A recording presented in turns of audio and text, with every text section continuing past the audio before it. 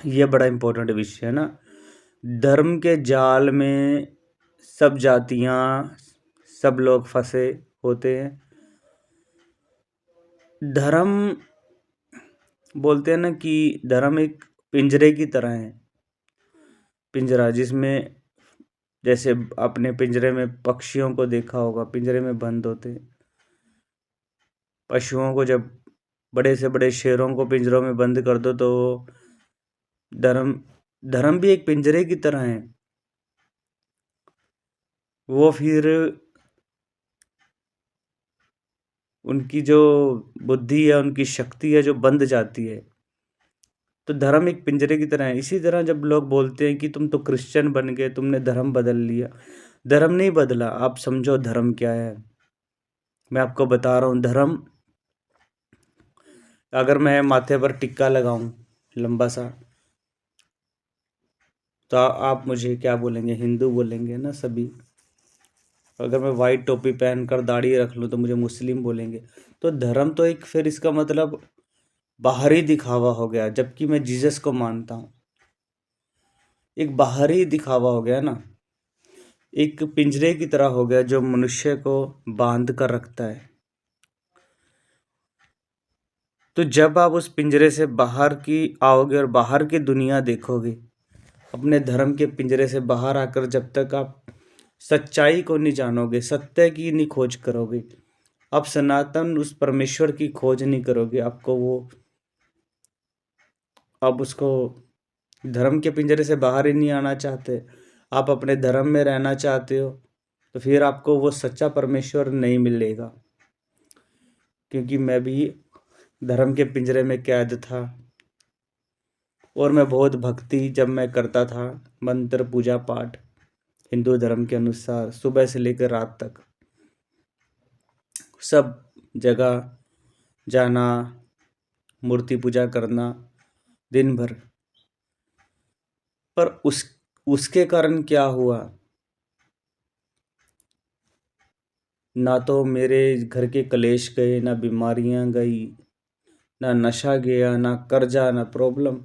समस्याएं बढ़ रही थी, घट नहीं रही थी। इसलिए मैंने सत्य की खोज की। मैंने धर्म के पिंजरे से बाहर आकर, धर्म की जंजीरों को तोड़कर परमेश्वर को पाया है, सत्य को पाया है। सत्य की खोज की और सच्चाई को खोजा, और सच्चाई ने प्रभु यीशु मसीह जो लिखा है मार्ग सत्य और जीवन है, उस सत्य ने मेरा जीवन बदला है आज। तो आज भी बहुत दुनिया जो धर्म के जाल में फंसी है, और वो एक धर्म मैं मानता हूँ कुएं की तरह है, जिसमें जब मेंढक कुएं में गिर जाता है तो वो जितनी मर्जी छलांग मारे वो बाहर नहीं आ सकता जब तक कोई उसे बाहर ना निकाले।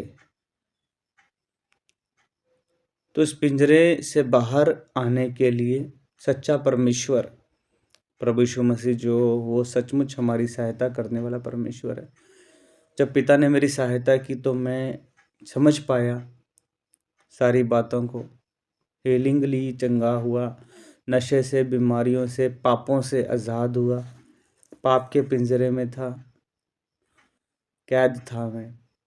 आज भी बहुत सारी आत्माएं उस पिंजरे में कैद हैं। अब जो हमारा परमेश्वर है उसको बोला जाता है एक जिंदा परमेश्वर है।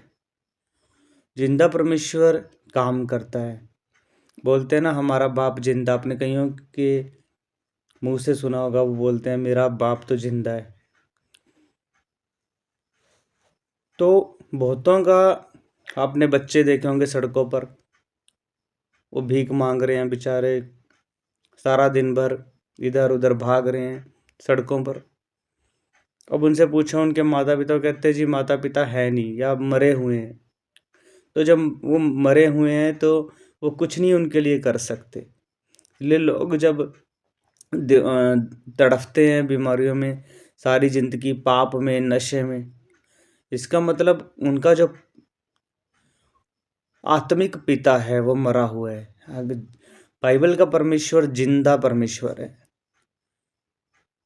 तो वो आपको सब पाप के बेड़ियों से आज़ाद करने वाला ईश्वर है और चंगा करने वाला परमेश्वर है।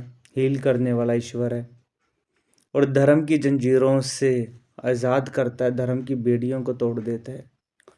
क्योंकि धर्म एक मनुष्य को ब्लाइंड करता है, उसको वो उससे बाहर आकर ही आपको धर्म का चश्मा उतार कर ही आपको समझ में आएगा कि सच्चाई क्या है, किसने दुनिया बनाई, किसने पहला मनुष्य बनाया, किसने पहली स्त्री बनाई, कौन पाप कैसे आया, पाप से फ्री हम कैसे हो सकते हैं, पाप से हम कैसे आज़ाद हो सकते हैं।